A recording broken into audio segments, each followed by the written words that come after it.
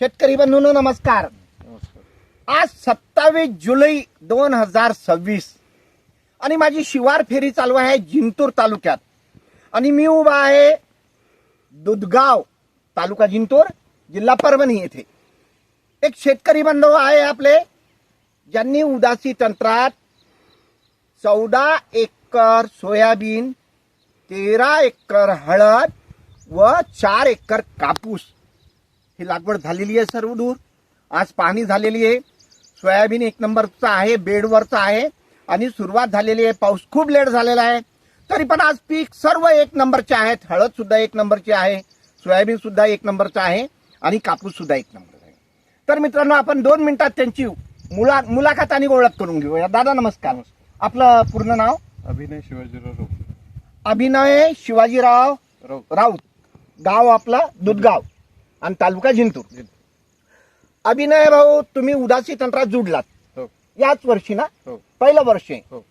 आणि तुम्ही एकदम 14 एकर सोयाबीन, 13 एकर हळद आणि 4 एकर कापूस पूर्ण उदासी तंत्रात करायचा निर्णय घेतला. हो. तर थोडंसं मला याचं कारण तुमच्याकडून माहित पडेल का की तुम्ही का बरं इतका मोठा निर्णय घेतला की सर्वच उदासी तंत्रात करायचं? हो. हा, गेली 10 वर्ष झालं मी नैसर्गिक शेती करतो. बरं. 10 वर्ष झाले तुम्ही नैसर्गिक शेती करता आणि आपण आपल्या उदासी तंत्रामध्ये हा. जे काही सेंद्रिय घटक आहेत हा. ते वापरून हं.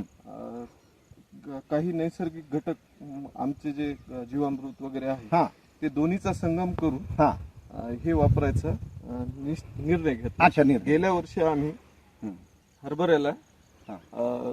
उदासी तंत्र वापरलं, अच्छा, पण त्यात रासायनिक सगळं वगळलं होतं. बरं. हा. तर आम्ही हळदीसाठी नांगरट करताना हा. घेतली. अच्छा, तर पूर्ण असा रोड झोन त्याला हरभऱ्याचा. हा. त्या ढेकळांना लागलेला होता. अच्छा, अक्षरशः जाडी म्हणजे तुम्हाला ते दिसून आलं. दिसून आलं. हा. मग ते रूट झोन वाढला म्हणजे रूट झोन वाढला की उत्पन्न वाढलं. उत्पन्न वाढतं हे तर प्रत्येकाला कळतं. तर आपलं पहिलं तंत्र जे आहे की माझ्या झाडाच्या पांढऱ्या मुळ्यांची संख्या, गुणवत्ता व लांबी वाढावी. हो. तर हे प्रत्यक्षात तुम्हाला हरभऱ्याच्या ज्या मुळे आहेत हो. त्या तुम्ही हळद लागवड करताना पाहिल्यात हो. आणि त्याच्यामुळे तुमचा विश्वास बसला. हो. आणि त्याशिवाय तुम्हाला तुमच्या गावातही राजेश चव्हाण आणि त्यांचे मित्र सहकारी हो. यांनी सुद्धा त्यावेळेस हरभरा वगैरे पिकं घेतले होते, ते सुद्धा पाण्यात आले असतील. तुम्ही जो हरभरा घेतला होता उदासी तंत्रात, काही फवारण्या वगैरे घेतल्या असतील, हो. तर त्याचा परिणाम जाणवला का तुम्हाला? झालं.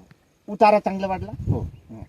तर यावर्षी तुम्ही पूर्ण हो. म्हणजे 13 आणि 14 27 आणि 4 31 एकर उदासी तंत्रात घेतात. हो. आजच्या परिस्थितीत आपण 27 जुलैला तुमच्या शेतात फिरत आहोत हो. आणि अजून फक्त आपली कुठे आळवणी झालेली आहे. हो.